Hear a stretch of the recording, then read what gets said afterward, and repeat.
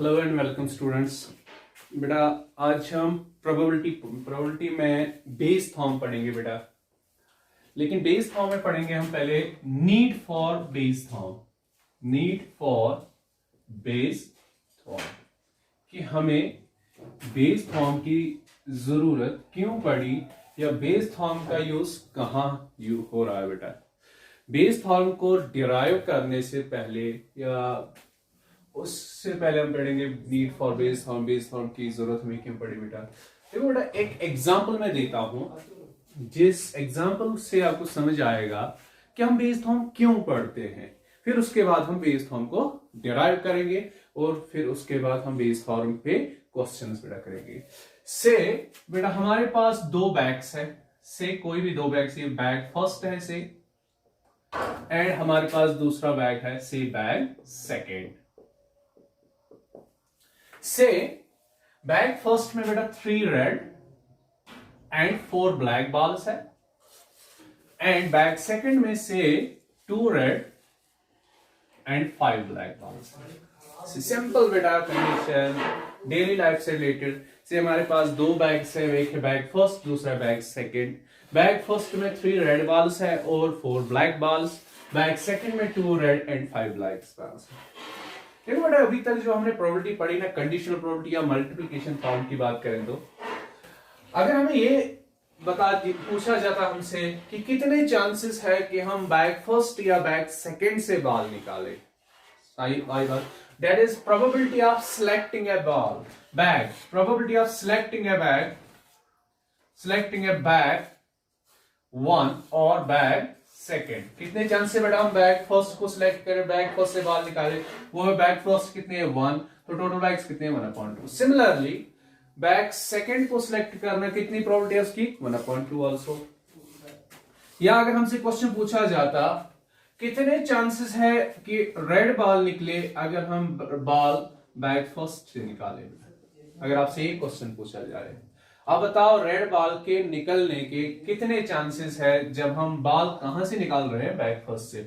वो लिखेंगे number of favourable outcomes, that is red balls कितने बेटा 3 अपॉन में टोटल बॉल्स कितनी है बैग फर्स्ट में, 4 + 7 दैट्स 7। एंड सिमिलरली हम बेटा ये भी बता सकते हैं कि अगर हमें बॉल बैग सेकंड से निकालना हो तो कितने चांसेस है रेड बॉल या ब्लैक बॉल के निकलने की। से what is the probability of that ball black is turn, अगर ये बैग सेकंड से निकालनी हो गिवन दैट से, तो कितने चांस है बेटा ब्लैक बॉल्स फेवरेबल कितने हैं 5, टोटल कितने हैं 7। तो आई बस। लेकिन बेटा देखो ये भी कंडीशन हो सकती है सिचुएशन से, आप किसी दूसरे रूम में हो, मेरे पास ये दो बैग्स है बेटा, ये भी गिवन है, इसमें 3 रेड बॉल्स 4 ब्लैक बॉल्स है, इस बैग में 2 रेड एंड 5 ब्लैक। से हमने कोई बॉल यहां से निकाली बेटा, बॉल निकाली, हमने अभी देखा कि ये कौन सी बॉल आ गई, रेड बॉल, रेड कलर की बॉल निकली हुई है। क्या हम बता सकते हैं ये रेड बॉल बेटा कहां से आ सकती है, ये किस बैग से निकली होगी, या तो बैग फर्स्ट से हम निकली होगी या कहां से बैग सेकंड से। तो अब यहां क्वेश्चन है बेटा कि हमने जो यहां पे what has already awkward, the red ball has already awkward. हमने एक बॉल निकाली बेटा, वो किस कलर की बॉल निकली, रेड कलर की।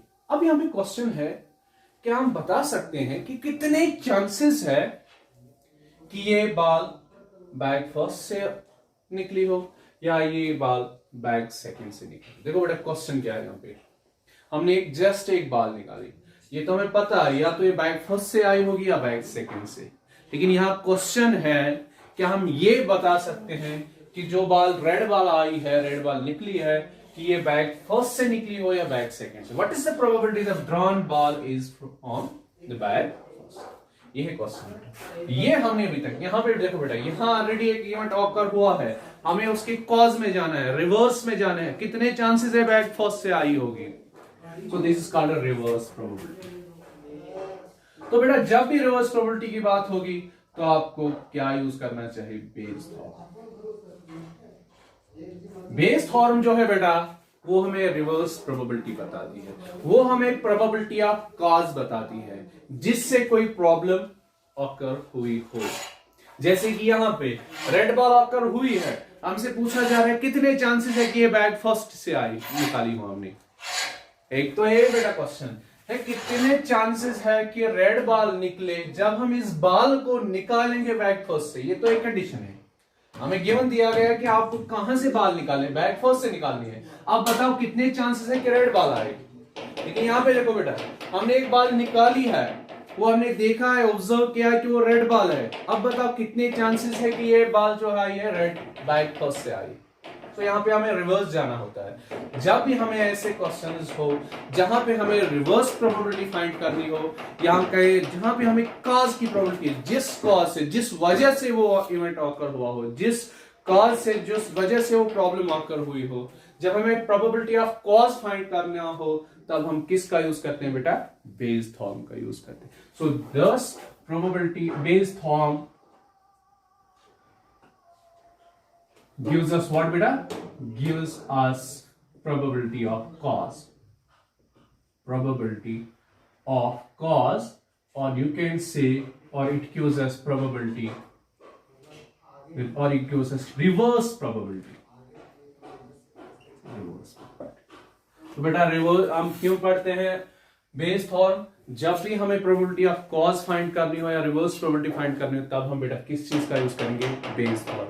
चलो देखते हैं बेस फॉर्म का स्टेटमेंट क्या है और उसको डिराइव। तो चलो बेटा अब बेस फॉर्म को का स्टेटमेंट देखते हैं और उसको डिराइव करते हैं। देखो बेटा बेस फॉर्म क्या कहती है, ये कहती है अगर हमारे पास E1 E2 En n events of sample space S के ऐसे इवेंट्स हो जो उसका पार्टीशन फॉर्म करते हैं।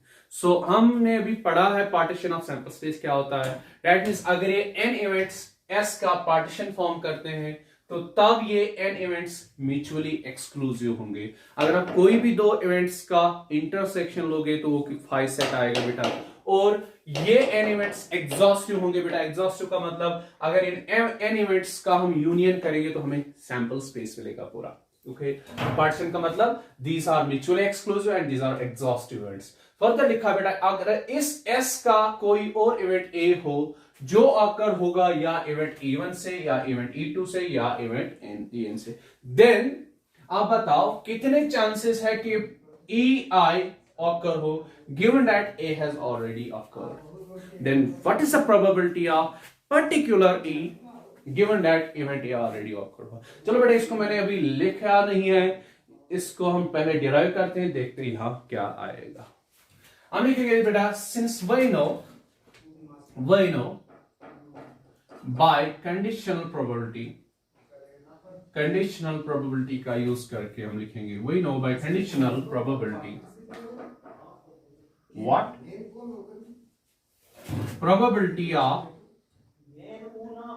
EI given that A has occurred। याद है ना बेटा, जैसे ये था probability of A given that B has occurred या probability of E given that F has occurred, वो होता था ना बेटा इन दोनों के इंटरसेक्शन की probability, that's probability of EI intersection A।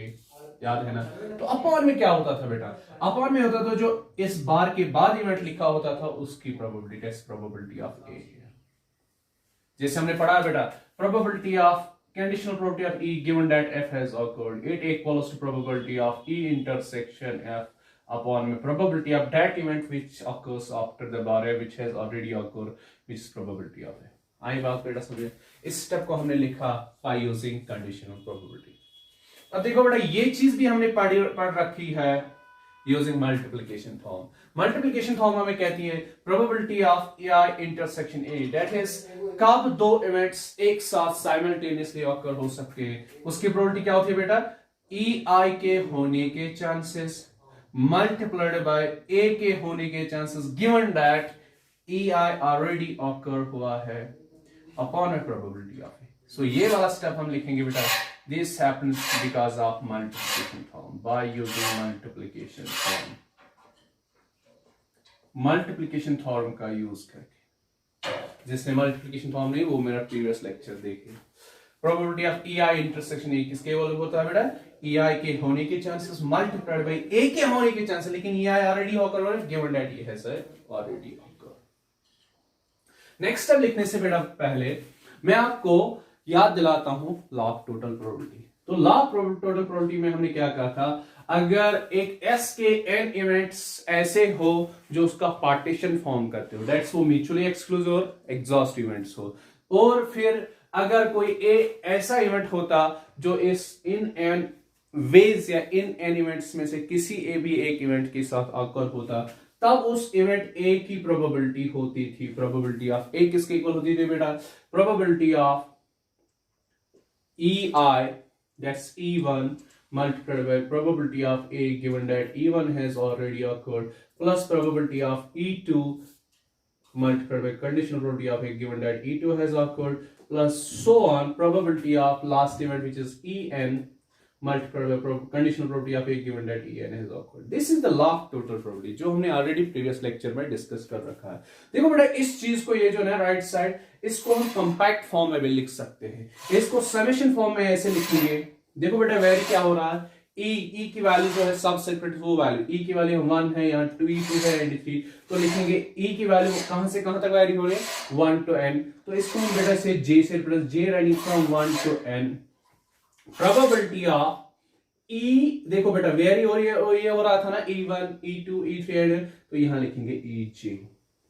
जब आप इस J में J की वैल्यू पहले 1 रखोगे, फिर 2 फिर 3, आपको ये चीज मिलेगी, प्रोबेबिलिटी ऑफ E1 फिर लिखो plus probability of E2 and so on. लेकिन मल्टीपल में क्या बेटा, मल्टीपल में probability of A given that EJ has already. तो कहने का मतलब ये है बेटा, जो हमारा लास्ट टोटल प्रोबेबिलिटी उसको हम कंपैक्ट फॉर्म में ऐसे लिख सकते हैं। तो यहां पे क्या है बेटा, अपॉन में यहां प्रोबेबिलिटी ऑफ ए, यहां पे हम लास्ट टोटल प्रोबेबिलिटी यूज कर सकते हैं, प्रोबेबिलिटी ऑफ ए के बदले हम ये चीज यहां लिख सकते हैं। So it further implies conditional probability of EI given that A has occurred equals to numerator हमारा यही रहेगा बेटा probability of EI multiplied by probability of A given that EI has occurred upon में what probability of A के बदले बेटा ये लिखेंगे summation J running from 1 to n probability of EJ multiplied by probability of A given that EJ has already occurred. And ये वाला जो denominator हमने लिखा, ये हमने लिखा लॉ ऑफ टोटल प्रोबेबिलिटी का यूज करके, law of total probability, and this is the required statement और रिक्वायर्ड बेस फॉर्म बेटा। तो यहां पे हम ये बेस फॉर्म किसके इक्वल लिखेंगे, probability of EI given that A has occurred है probability of EI multiplied by probability of A given that EI has occurred, that's flip करना है बेटा इसको, अगर EI given that A है तो यहाँ पे इसका उल्टा लिखना है A EI, तो अपॉन में लिखेंगे टोटल प्रोबेबिलिटी जितने भी EIs होंगे बेटा, that is summation J running from 1 to n probability of EJ multiplied by conditional probability of A given that EJ has already. सो ये है तुम्हारी बेटा क्या बेस्ड फॉर्म। यहां पे ये क्या कहता है, अगर इवेंट ए ऑलरेडी ऑकर हुआ हो तो कितने चांसेस है EI ऑकर होगा, वो है बेटा इसके फेवरेबल आउटकम्स, दैट्स EI के होने के चांसेस, अपॉन में है बेटा probability of all, that's total probability upon में total ways of happening of EIs, that's probability of E1, probability of E2, probability of E3 and so on. And ये है हमारी बेटा बेस्ड फॉर्म। अब हम इस बेस्ड फॉर्म पे जो हमने एक एग्जांपल स्टार्टिंग में की थी, जिससे हमें ये पता चला था कि बेस्ड फॉर्म का हम यूज तब करते हैं जब कोई इवेंट ऑलरेडी ऑकर हुआ हो, हमें ये पूछा जाए अब कितने चांसेस है इवेंट किससे ऑकर हुआ, दैट्स इसके कॉज की प्रोबेबिलिटी हमें निकालनी हो या हमें रिवर्स प्रोबेबिलिटी निकालनी हो, तब हम बेस्ड फॉर्म का यूज करते हैं। चलो बेटा देखते हैं एग्जांपल। चलो बेटा आप बेस फॉर्म पे एक एग्जांपल करेंगे, इस एग्जांपल का सॉल्यूशन करेंगे जो हमने स्टार्टिंग में डिस्कस की थी कि अगर हमारे पास दो बैग्स हो, bag 1 and bag 2, bag first में बेटा से 3 red balls and 4 black balls है, बैग सेकंड में 5 रेड एंड 6 बॉल्स है। ओके देखो बेटा क्वेश्चन में क्या पूछा जाए, one ball is drawn at random from one of the bags and it is found to be red. हमने एक बॉल निकाली है रैंडमली, ये नहीं सिलेक्ट करके इससे निकाली जैसे, तो देखा गया है कि जो बॉल हमने निकाली वो रेड कलर की बॉल आ गई। ओके जो हमने बॉल निकाली वो उसका कलर क्या बेटा red. Okay find the probability that it was drawn from bag second. देखो बेटा क्या है क्वेश्चन, जो इवेंट ऑलरेडी ऑकर हुआ है वो हमने बॉल निकाली है बेटा, उसका कलर क्या है? रेड। अब हमसे पूछा जा रहा है, उल्टा पूछा जा रहा है, अब बताओ कितने चांसेस है ये जो बाल हमने निकाली है वो कहां से आई है? बैक सेकंड से। जो हमने कंडीशनल प्रोबेबिलिटी या मल्टीप्लिकेशन थ्योरम में क्वेश्चंस पढ़े थे, वहां पूछा हमसे जा रहा था, अगर ऐसा क्वेश्चन था, आप बताओ कितने चांसेस है कि अगर हम बाल बैक फर्स्ट से निकाले तो कितने चांसेस है रेड बाल आए, या कितने चांसेस है ब्लैक बाल आ गए? वो तो कंडीशनल प्रोबेबिलिटी होगी बेटा। गिवन दिया होता था कि आपको यहां से बाल निकालने, अब बताओ कितने चांसेस रेड या ब्लैक आए। लेकिन यहां पे हमें क्या क्वेश्चन है, एक बाल निकाली हुई हमने ड्रा की हुई है ऑलरेडी, उसका कलर रेड आया हुआ, अब ये बताओ ये बैग क्या कितने चांसेस है कि ये बाल हमने बैग सेकंड से निकाले हो। देखो बेटा इसको हम यूजिंग बेस फॉर्म करेंगे। Let E1 represents back first, that's ball drawn is from back first, ball drawn is from back first। से E2 से हम रिप्रेजेंट करेंगे बेटा, यही ball drawn is from back second, and let A is the drawn ball is red। जो हमने बाल निकाली है वो रेड कलर की बाल आई है, उसको हम बेटा किससे रिप्रेजेंट करेंगे? A से। अब देखो बेटा, नाउ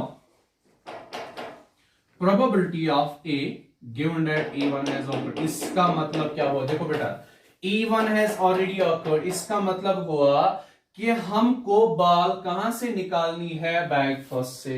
अब आप बताओ कितने चांसेस है कि वो बाल रेड आए। देखो पहले समझो बात को, यहां गिवन है आपको कि आपको कहां से बाल निकालने, यहां आपको E1 रिप्रेजेंट्स कि आपको बाल कहां से निकालनी है? बैक फर्स्ट से। सो बैक फर्स्ट से हम अगर बाल निकाले तो कितने चांसेस है वो रेड आए? देखो तो कितने रेड बाल्स है इसमें? 3 टोटल रेड बाल्स किसमें कितने इसमें बेटा? 7। एंड इसके वैल्यू मुझे बताओ probability of A given that E2 has already occurred। इसका मतलब क्या हुआ बेटा? given that E2 has occurred, E2 occurs means बेटा हमें बॉल कहां से निकालने? बैक सेकंड से। अब बताओ अगर आप बॉल निकालोगे बैक सेकंड से, या तो वो रेड कलर की बॉल निकलेगी या तो ब्लैक, लेकिन आपसे पूछा जा रहा है अगर आप बॉल बैक सेकंड से निकालोगे तो कितने चांसेस है कि वो बॉल रेड कलर की बॉल आए? तो बैक सेकंड में कितने रेड कलर की बॉल से बेटा? 5 टोटल, कितनी? 6 5 प्लस दैट्स 11। आई बात समझ में? Similarly बेटा, what is the probability of E1? Probability of E1 means बेटा कितने चांसेस है कि हम बाल निकाल सकते हैं बैक फर्स्ट से, दैट इज हमें बैक कितने चांसेस हैं कि बैक फर्स्ट को हम सिलेक्ट कर सकते हैं। देखो बैक फर्स्ट तो एक ही बेटा, लेकिन टोटल बैग्स कितने हैं? 2 तो 1/2। Similarly probability of E2 that's कितने चांसेस हैं बैक सेकंड को सिलेक्ट कर सकते, व्हिच इज अपॉन 1/2। आई बात समझ? ओके, देयरफॉर अब हम अपने क्वेश्चन पे आ गए बेटा।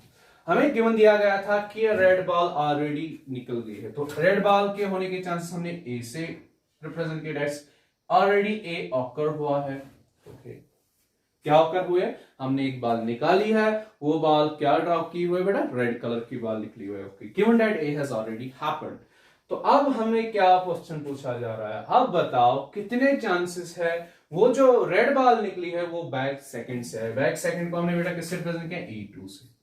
That's हमें probability of E2 given that. देखो बेटा इसमें उसमें आसमान जमीन का फर्क है। यहां में ये गिवन था कि E2 ऑलरेडी ऑकर, आप बताओ कितने चांस है A ऑकर होगा। यहां ये गिवन है कि A ऑलरेडी ऑकर हुआ है, आप बताओ कितने चांस है E2 आएगा। दैट इज रेड बॉल हमने ड्रा कर रखी है, अब बताओ कितने चांस है हमने ये बैग सेकंड से निकालेंगे। तो यूजिंग बेस फॉर्म, देखो बेटा ये क्या बेस फॉर्म, यहाँ EI की जगह आपका E2 है, A की जगह A ही है। तो क्या कहता है Bayes form? By Bayes form this equals to probability of E2 multiplied by probability of, flip करेंगे बेटा, A given that E2 has already occurred. Numerator में लिखा हमने बेटा क्या? Favourable outcomes. तो अपॉन में आएगा बेटा summation J running from 1 to n, फिर से प्रोबेबिलिटी ऑफ EJ मल्टीप्लाई, इसको भी फ्लिप करेंगे बेटा, probability of A given that EJ has already awkward. देखो बेटा अब हम जब इस चीज को सिंपलीफाई करेंगे तो हमें इस क्वेश्चन का आंसर मिलेगा। It further equals to probability of E2 as it is multiplied by conditional probability of A given that E2 has occurred. तो इसको बेटा हम अब एक्सपेंड करेंगे। यहां J की वैल्यू पहले क्या रखनी है? 1। probability of E1 multiplied by probability of A given that E1 जहां पे J वहां पे प्लस समेशन का मतलब प्लस J1 दिया, अब J की वैल्यू देंगे 2, that's probability of E2 multiplied by probability of A given that E2 has awkward. देखो बेटा हमारे पास टोटल ये इवेंट्स कितने थे, A1 E2 ओनली 2, तो यहाँ J की वैल्यू 1 से 2 तक है ओनली। तो करो बेटा value substitute, probability of E2 कितनी है बेटा 1/2 multiplied by probability of A given that E2 has occurred, which is already हमने निकाल के रखे, that's 5/11 whole divided by probability of E1 कितनी है बेटा 3/7 multiplied by probability of A given that E1 has already occurred, it is actually बेटा E1 की probability given है that's 3/7 also plus probability of E1 कितनी है बेटा 1/2, यहाँ पे 1/2 प्लस प्रोबेबिलिटी ऑफ E2 कितने बेटा फिर से 1/2 multiplied by probability of A E2 कितने बेटा 5/11। तो बेटा इस चीज का जब आप सिंपलीफाई करोगे तो आपको यहां से आंसर मिलेगा, क्या आंसर मिलेगा कि अगर हमने एक बाल निकाली थी, वो कौन सी बाल आई थी, रेड कलर की बाल, अब कितने चांस है कि वो बाल हमने बैक सेकंड से निकाली हो, ये आएगा बेटा उसका आंसर। ये हो गई तुम्हारी इसकी एग्जांपल। अब नेक्स्ट लेक्चर में बेटा बेस फॉर्म पे एक्सरसाइज जो है सॉल्व करेंगे।